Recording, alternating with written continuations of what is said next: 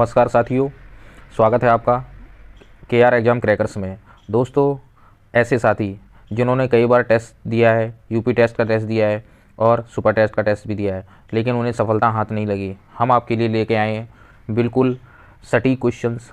सटीक आपको क्वेश्चंस मिलेंगे हमारे यहाँ, और जो भी एग्ज़ाम्स में आने वाले सटीक क्वेश्चंस होंगे, सटीक क्लासें मिलेंगी, जिससे आपका सिलेक्शन सुनिश्चित हो सके। आपको कहीं भटकने की ज़रूरत नहीं है। ऐसे भाई बहन जिनके जीवन में अंधकार छा गया है, उनके लिए 100% सफलता की गारंटी हम देते हैं कि वो 100% सफल होंगे। सिर्फ उनको करना ये है कि आप हमें फॉलो करते जाइए। बस आपको जैसे ही हम क्लास अपलोड करेंगे, उन क्वेश्चनों को आप आराम से याद कर लीजिए, उनको तैयार कर लीजिए, और लगभग वैसे ही क्वेश्चन या वो ही क्वेश्चंस आपको 90% एग्ज़ाम में आपके मिलेंगे। आपको सबसे पहले अपने ऊपर पेशेंस रखना है। हम आपको सारे ऐसे क्वेश्चंस कराएंगे जो एग्ज़ाम्स में आते हैं और आते रहे हैं। आपको कहीं से अलग कुछ करने की ज़रूरत नहीं है। आपको 1 रुपये बर्बाद करने की ज़रूरत नहीं है, कोचिंग में देने की ज़रूरत नहीं है। आपको फ्री में सारी चीज़ें अवेलेबल होंगी। इसके लिए सिर्फ आपको चैनल को सब्सक्राइब करना है और बेल आइकन को प्रेस करना है, जिससे हम समय पर आपको नोटिफिकेशन प्रोवाइड कराते रहें और आप जैसे ही हम वीडियो अपलोड करें, आप उसको अच्छे से प्रिपेयर कर सकें। तो दोस्तों, सबसे पहले बात करते हैं यूपी टेट के पेपर फर्स्ट के बारे में, उसके सिलेबस के बारे में कि उसका क्या सिलेबस है। तो सिलेबस के बारे में हम सबसे पहले जानेंगे। जैसा कि आप सभी जानते हैं, पहला पेपर आप आते हैं चाइल्ड डेवलपमेंट एंड पेडागोजी का। तो दोस्तों, यूपी टेट में पेडागोजी का पोर्शन बहुत कम होता है, क्योंकि यहाँ बाल विकास ज़्यादा पूछा जाता है। तो बाल विकास आपका पहला पोर्शन होगा। उसमें आप 30 क्वेश्चन देखेंगे, प्रत्येक क्वेश्चन 1 नंबर का होगा, और 30 क्वेश्चन में अधिकतर क्वेश्चन दोस्तों लर्निंग में से आते हैं। आप सभी जानते हैं, लर्निंग में से ज़्यादा क्वेश्चन आते हैं। और बाल विकास में जो प्रमुख नियम है, जैसे थांडाइक के नियम और पावलाव के नियम, स्किनर का नियम, कोहलर का नियम, इनमें से भरे पड़े होते हैं क्वेश्चंस। आपने भी देखा होगा, यहाँ से लगभग आपको 5 से 6 मार्क्स के क्वेश्चंस आपको मिलेंगे गारंटी के साथ। और उसके बाद बाल विकास में ये पूछ सकते हैं दोस्तों, यहाँ से पूछा जाता है बाल विकास की अवस्था क्या है, और बाल विकास किस प्रकार का हो सकता है। वंशानुक्रम हो सकता है, सामाजिक और पारिवारिक, इस पर बाल विकास निर्भर करता है। बाल विकास को ये चीज़ें प्रभावित कर सकती हैं। ये बेसिकली आपको देखने को मिलेगा दोस्तों बाल विकास के पोर्शन में। और बाल विकास में दोस्तों आगे आपको देखने को मिलेगा शिक्षण एवं शिक्षण विधाएँ। शिक्षण एवं शिक्षण विधा में आपको शिक्षण सूत्र और शिक्षण विधियों के बारे में यहाँ से 100% आपको 2 से 3 मार्क्स के क्वेश्चंस मिलेंगे। आप सभी जानते हैं, ये भी इम्पोर्टेंट एक सेक्शन है। तो इस सेक्शन को भी हमें अच्छे से कवर करना है। आप पेशेंस रखिए, पेशेंस के साथ आपको सारी चीज़ें हम प्रोवाइड कराते रहेंगे, बस आपको हिम्मत नहीं हारनी है। दोस्तों, बाल विकास के अंदर एक पोर्शन और आता है, वो है समावेशी शिक्षा और निर्देशन। जो बालक समाज से वंचित हैं, शिक्षा पाने से दूर हैं, उनको हम किस प्रकार से समाज से जोड़ सकते हैं, और जो दिव्यांग हैं उनके लिए क्या टूल्स हो सकते हैं, उनको कैसे हम एजुकेशन की मुख्यधारा में ला सकते हैं। यहाँ से भी आपको 2 से 3 मार्क्स के क्वेश्चंस देखने को मिलेंगे। तो मैं आपको डिटेल से सारा सिलेबस यहाँ डिस्कस करता जा रहा हूँ, जिससे आपको कोई प्रॉब्लम्स नहीं हो। जो भी प्रॉब्लम्स होंगी आप कमेंट सेक्शन में ज़रूर हमें बताएंगे। और बाल विकास के बाद दोस्तों आता है भाषा 1। भाषा 1 के भी 30 क्वेश्चंस होते हैं। उस भाषा 1 में है पहले नंबर पे हिंदी। भाषा 1 सबके लिए कंपलसरी है, और ये हिंदी का पोर्शन आता है। हिंदी का पोर्शन दोस्तों बहुत इजी होता है। आपको पेशेंस से पढ़ाई करनी है। जो क्वेश्चंस हम आपको प्रोवाइड कराएंगे, आप वो पढ़ते रहेंगे और उसका रिवीजन करते रहेंगे। सिलेक्शन की गारंटी हमारी है। आपको सिलेक्शन की टेंशन नहीं लेनी है, सिलेक्शन की टेंशन हमारी है, सफलता आपकी है। आपको टेंशन लेने की बिल्कुल ज़रूरत नहीं है। तो दोस्तों, हिंदी में देखेंगे अपठित अनुच्छेद आएगा, जिसको आपको पढ़ करके आंसर देने होंगे। वर्णमाला पूछेंगे उसमें, और वर्णमाला में आपको वर्णमालाओं से कौन सा वर्ण का उच्चारण कहाँ से होता है, ये बारे में पूछा जाता है। ठीक है दोस्तों, कि ये उसमें बताइए ये किस प्रकार के व्यंजन है। इस प्रकार के क्वेश्चंस आपको देखने को मिलेंगे। तो आपको बिल्कुल तसल्ली से, शांतिपूर्वक और बिना लोड लिए हुए आपको तैयारी करनी है।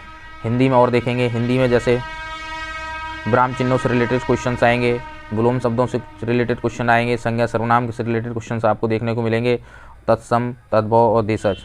ये पोर्शन इतना है कि आपको यहाँ से 5 से 6 क्वेश्चंस आराम से इजीली मिलेंगे। आसानी से आप इसको तैयार भी कर सकते हैं, और संधि से आपको 2 से 3 क्वेश्चंस आसानी से मिलेंगे। इसलिए ये बहुत ईजी पोर्शन है। आप इसको आसानी से तैयार करेंगे और हम आपको पूरी अच्छी तरीके से तैयार करवाएंगे। और हिंदी में आपको अलंकार भी देखने को मिलेंगे, कवियों की रचनाएं देखने को मिलेंगे। बेसिकली यूपी टेट में कवियों से रिलेटेड 4 से 5 क्वेश्चंस उनकी रचनाओं से रिलेटेड आते हैं, ये आपको अच्छे से तैयार करने हैं।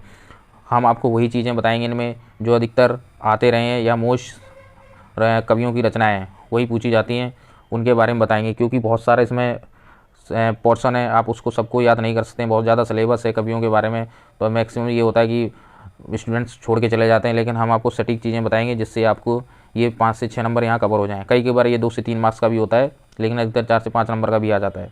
इसलिए आपको यहाँ टेंशन लेने की ज़रूरत नहीं है, रिलैक्स होकर पढ़ाई करिए, आपको सब अवेलेबल मिलेगा, तसल्ली से आपको पढ़ना है बस।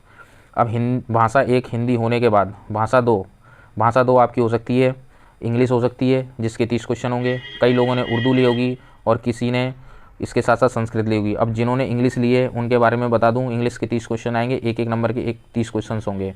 यहाँ आराम से आप 22 से 23 क्वेश्चन यूपी टेट में ला सकते हैं, गारंटीड है मेरी ये। हम जैसे आपको पढ़ाते जाएंगे आप उस तरह से पढ़ते जाइए, आपके डेफिनेटली 22 से 23 क्वेश्चन आ जाएंगे। तो यहाँ पर सबसे पहले हम देखेंगे कि इस इंग्लिश के सिलेबस में है क्या क्या चीज़। सबसे पहले अनसीन पैसेज आएगा। अनसीन पैसेज में आपको सेल्फ तैयार करनी पड़ेगी, क्योंकि अनसीन पैसेज वहाँ क्या आ जाता है ये हमें नहीं पता कि वहाँ एग्जाम किस प्रकार का अनसीन पैसेज आता है। लेकिन फिर भी आप इंग्लिश पढ़ते हैं, आपको इतनी नॉलेज होगी डेफिनेटली कि आप 5 नंबर का पैराग्राफ है तो आप डेफिनेटली 2 से 3 मार्क्स वहाँ ला सकते हैं। बाकी जो पार्ट ऑफ स्पीच है, ग्रामर का पोर्शन है, इस ग्रामर के पोर्शन में हम आपको गारंटी देते हैं कि आपके 7 से 8 क्वेश्चन बिल्कुल सही जाएंगे, जिसमें पार्ट ऑफ स्पीच है, काइंड ऑफ नाउन है, प्रोनाउन, एडवर्ब, एडजेक्टिव, ये सब चीज़ें आपको पेपर में देखने को मिलेगी। और ये बहुत ही आसान होती हैं यूपी टेट में, हम आसानी से मार्क स्कोर कर सकते हैं, बस आपको पेशेंस रखने की ज़रूरत है। इसमें प्रीपोजिशन, कंजक्शन, टेंसों के बारे में, टेंस का यूज, हेल्पिंग वर्ब का यूज़ पूछता है, वो बेसिकली 3 गलत दे देता है, 1 सही पूछता है। Active is, passive is, gender के बारे में आपको ये क्वेश्चन देखने को मिलेंगे। यहाँ से आराम से आप 2 से 3 मार्क्स प्राप्त कर लेंगे। इंग्लिश में भी आप आसानी से मार्क्स गेन कर सकते हैं, इसमें कोई इशू नहीं है। बस आप तसल्ली से हमें फॉलो करते जाइए और पढ़ते जाइए, आपको बहुत बेहतरीन मटेरियल हम देने वाले हैं, ये हमारी गारंटी है। और दोस्तों बात करते हैं जिसकी भाषा सेकंड उर्दू है, उर्दू वाले अपनी तैयारी अपने अनुसार कर लेंगे, क्योंकि उर्दू में ये आप देख सकते हैं सिलेबस अपठित अनुच्छेद है, ज़बान की फ़न्नी महारतों की मालूमात, इस तरह की ये उर्दू का सिलेबस है। आप इसको अपने अनुसार तैयार कर सकते हैं। जो उर्दू वाले हैं उस चीज़ को समझ रहे होंगे। उर्दू के बाद जिन लोगों ने संस्कृत ली है, संस्कृत भाषा जिनकी द्वितीय है, उसके भी 30 क्वेश्चन होंगे। जिन्होंने इंग्लिश ली है वो इंग्लिश में पढ़ेंगे, इंग्लिश का पेपर सॉल्व करेंगे। जिन्होंने उर्दू ली है वो उर्दू का पेपर सॉल्व करेंगे, और जिन्होंने संस्कृत ली है वो संस्कृत का पेपर सॉल्व करेंगे। संस्कृत में आप देखेंगे अकारांत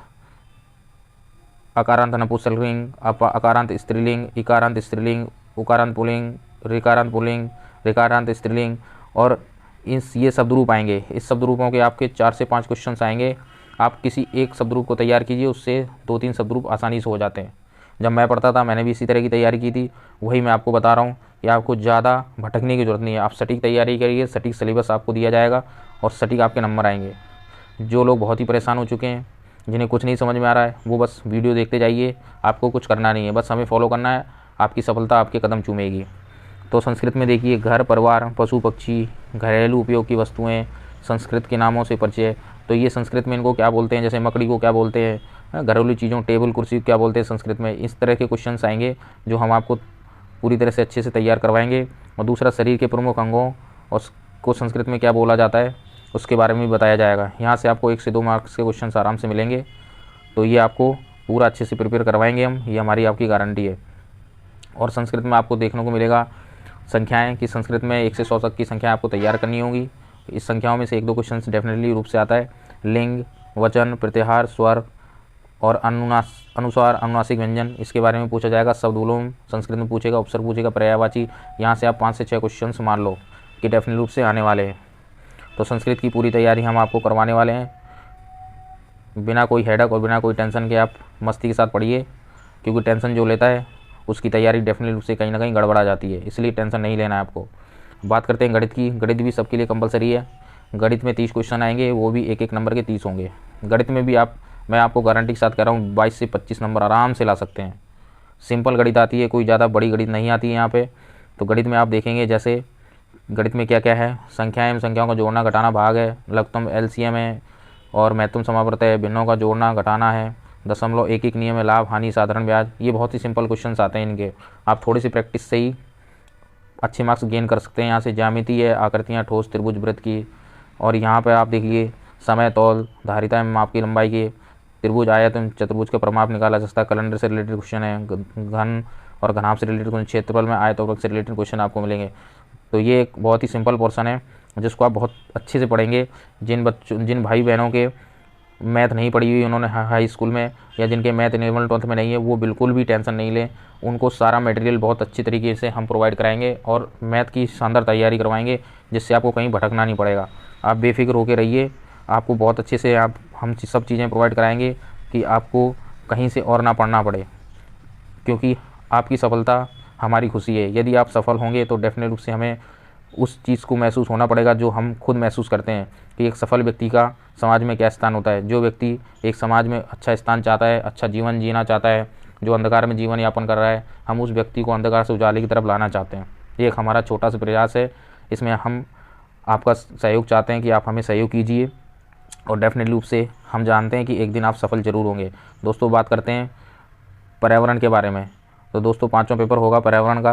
पर्यावरण में दोस्तों आप देखेंगे कि इसके 30 क्वेश्चन आएंगे।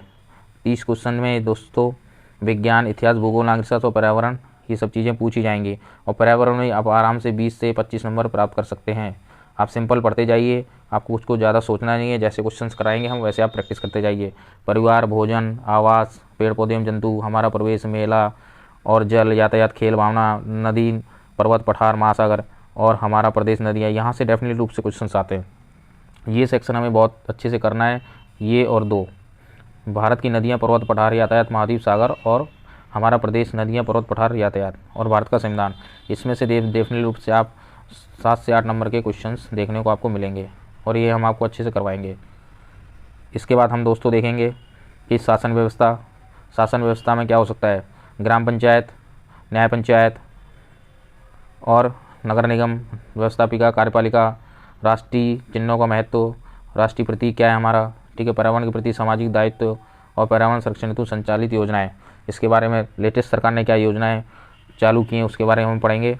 और इसके बाद दोस्तों कुछ पर्यावरण के क्वेश्चन ऐसे आते हैं जो अध्यापन संबंधी होते हैं, वो जैसे पर्यावरण अध्यापन की अवधारणा की व्याप्ति, पर्यावरण अध्ययन का महत्व, अधिगम का सिद्धांत, विज्ञान एवं सामाजिक विज्ञान की व्याप्ति और संबंध, पर्यावरण प्रस्तुत करने हेतु दृष्टिकोण, क्रियाकलाप, ये सब चीज़ें पर्यावरण के सेक्शन में आप देखने को मिलेंगी।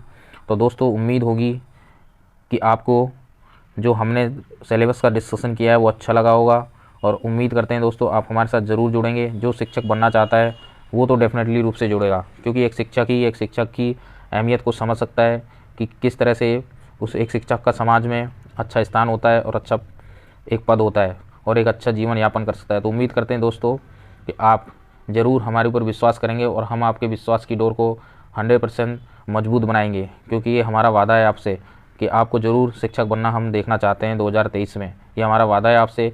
आगामी कुछ महीनों में टेट का पेपर होने वाला है, तो ज़रूर आप अच्छे से तैयारी करते जाइए और हम उसके लिए आपको क्लासें प्रोवाइड कराएंगे।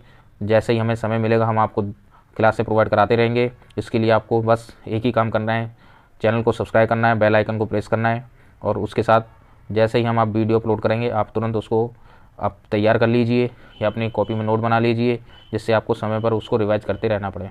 धन्यवाद दोस्तों। जय हिंद, जय भारत।